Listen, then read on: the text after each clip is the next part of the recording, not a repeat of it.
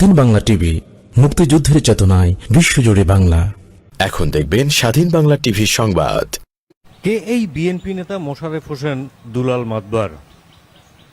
মাইনুর বেগমের করা মামলার প্রেক্ষিতে দুলাল মাতবরের কাটা গাছ উদ্ধার করল পটুয়াখালী সদর থানা পুলিশ। মামলার তদন্ত কর্মকর্তা সেকেন্ড অফিসার এসআই মাসুদ গত 12 আগস্ট এসআই ইব্রাহিমকে সাথে নিয়ে মাইনুরের অভিযোগকৃত গাছের মধ্যে ছোট বড় মোট 18টি গাছ উদ্ধার করতে সক্ষম হয়। মামলার বাদী মাহিনুর বেগমের মামলার পরিপ্রেক্ষিতে গত 12 আগস্ট শুক্রবার বিকেল আনুমানিক 4টার দিকে এসআই ইব্রাহিমকে সাথে নিয়ে ছোট বড় মোট 18টি গাছ উদ্ধার করেন মামলার তদন্ত কর্মকর্তা এসআই মাসুদ। এ সময় এই গাছগুলোকে উদ্ধার করে সংশ্লিষ্ট ওয়ার্ডের ইউপি সদস্য হাবিবের কাছে তার জিম্মায় রাখা হয়েছে। কে এই সাবেক বিএনপি নেতা মোশাররফ হোসেন দুলাল মাতবার?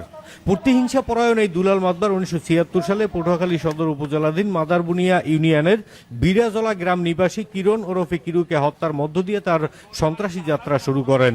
1977 সালে সৎমাকে চোর সাব্যস্ত করার জন্য তার ট্রাঙ্কে রাখা টাকা ডুপ্লিকেট চাবি বানিয়ে চুরি করে নিয়ে যায়। পরবর্তীতে সুরাত মিয়ার ভাইকে দিয়ে নাটক সাজিয়ে বাড়ি চালান দিয়ে হাজীখালী গ্রামে আসলে গ্রামবাসীর কাছে টাকাসহ দ্রুত হন দুলাল মাতবার। একই বছরে সৎ ভাই নিষ্পাপ শিশু বাচ্চা পিকুকে শ্বাসরোধ করে হত্যা করে ঘরের মধ্যে হোগল পাতার পাটি দিয়ে পেঁচিয়ে রাখে সুযোগ বুঝে রাতে পুকুরে ফেলে রেখে সকালে লাশ উঠিয়ে পুকুরে ডুবে মারা গেছে মর্মে নাটক সাজান বলে অভিযোগ রয়েছে। অথচ নিষ্পাপ শিশুটি তখন সাঁতার জানত। সৎ মা যাতে এ বিষয়ে মুখ না খোলে সেজন্য তাকে ভয়ভীতি ও আতঙ্কের মধ্যে রাখতেন। অতঃপর 1986 সালের কোনো এক সময় তিনি প্রথমে সৌদি আরব, পরবর্তীতে আমেরিকায় যান।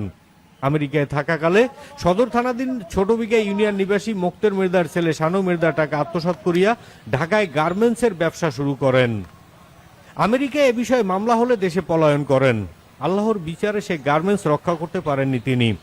2009 সালে জাতীয় নির্বাচনের আগে হঠাৎ করে তিনি বিএনপি সমর্থক হিসেবে রাজনীতিতে পদার্পণ করেন এবং স্বল্প সময়ে অর্থগুণে বিএনপি নেতা বনে যায়। 2012 সালে অর্থগুণে ইউনিয়ন পরিষদ নির্বাচন করিয়া 5 জন প্রার্থীর মধ্যে পঞ্চম স্থান অধিকার করেন।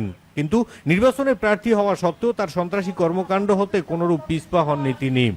নির্মমভাবে অপর প্রার্থী সাবেক চেয়ারম্যান মতি হাওলাদারের অপ্রাপ্তবয়স্ক ছেলেকে মারধর করে রক্তাক্ত জখম করেন। এ পাষণ্ড এতটাই বর্বর যে তার হাত থেকে বাবার মতো চাচা ওহাব মাতবার ও রেহাই পাননি। নির্বাচনের আগে চাচাকে নির্মমভাবে মারধর করেন যা এলাকাবাসী ইতিপূর্বে অবগত আছেন। সর্বশেষ তার অত্যাচারের শিকার হলেন সৎভাই কবির মাতবরের বিধবা স্ত্রী ও তার অসহায় নাবালক সন্তানগণ।